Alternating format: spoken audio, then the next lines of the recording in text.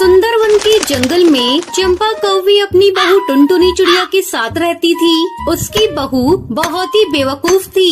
एक दिन चंपा कौवी अपनी बहू टुनटुनी को आवाज लगाती है। बहू, अरे बहू, भोजन ला कर दे, मुझे बहुत जोरों से भूख लगी है। उधर टुनटुनी चिड़िया किचन में कानों में हेडफोन लगाए गाना सुन रही थी। बहुत आवाज लगाने पर भी जब टुनटुनी चिड़िया भोजन लेकर नहीं आती, तब चंपा कौवी उसे देखने के लिए किचन में जाती है। अरे कब से तुझे आवाज लगा रही हूँ और तू है कि सुनती ही नहीं। चंपा कौवी अपनी बहू के कान से हेडफोन निकाल देती है। अपनी सास को सामने देखकर टुनटुनी चिड़िया हड़बड़ा जाती है। क्या हुआ माँ जी? माँ जी की बच्ची, कब से मैं तुझसे खाना मांग रही हूँ, लेकिन तू है कि कानों में हेडफोन लगाए गाने सुन रही है। चल हट, अब मैं अपना भोजन खुद ले लूंगी। चंपा कौवी भोजन लेने के लिए जाती है। अरे ये क्या बहू, तूने तो गैस जलाया ही नहीं, अभी तक खाना भी नहीं पका। सॉरी माँ जी, मैं गैस जलाना भूल गई। चंपा कौवी गुस्से में वहाँ से चली जाती है। इस तरह कुछ दिन बीत जाते हैं। एक दिन सुंदर कौआ कमरे में गंदगी देखकर टुनटुनी पे गुस्सा करने लगता है।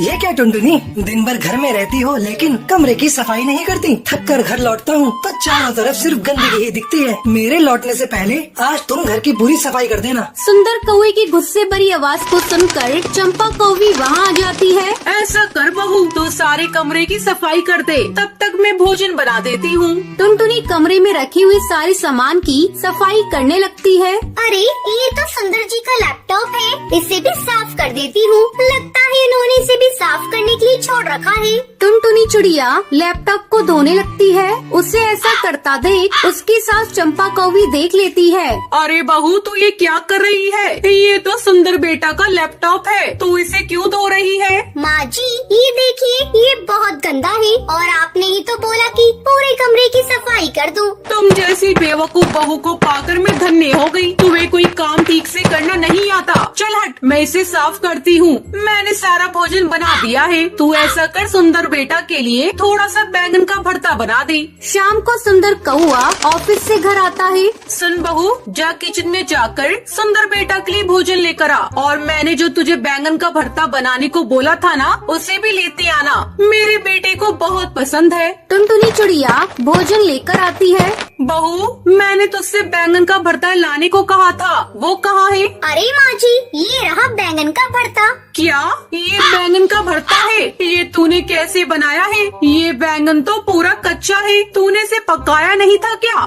माँ जी, आपने बैंगन पकाने के लिए कहाँ बोला था? हे ऊपर वाले, ये कैसी बेवकूफ बहू मेरे गले में बांधी तूने। एक दिन चंपा अपने बेटे के साथ शहर गई हुई थी, तभी उसके घर में एक चोर घुस आता है। अरे ओ चिड़िया, चल जल्दी से तिजोरी की चाबी दे, और हाँ, ज्यादा चालाक बनने की कोशिश मत करना, नहीं तो मैं तुझे अभी जान से मार दूंगा। नहीं नहीं भैया, मुझे मत मारना, मुझे अभी और जीना है। मैं अभी तिजोरी की चाबी लेकर आती हूँ। डर के मारे टुनटुनी चिड़िया चाबी लाकर दे देती है।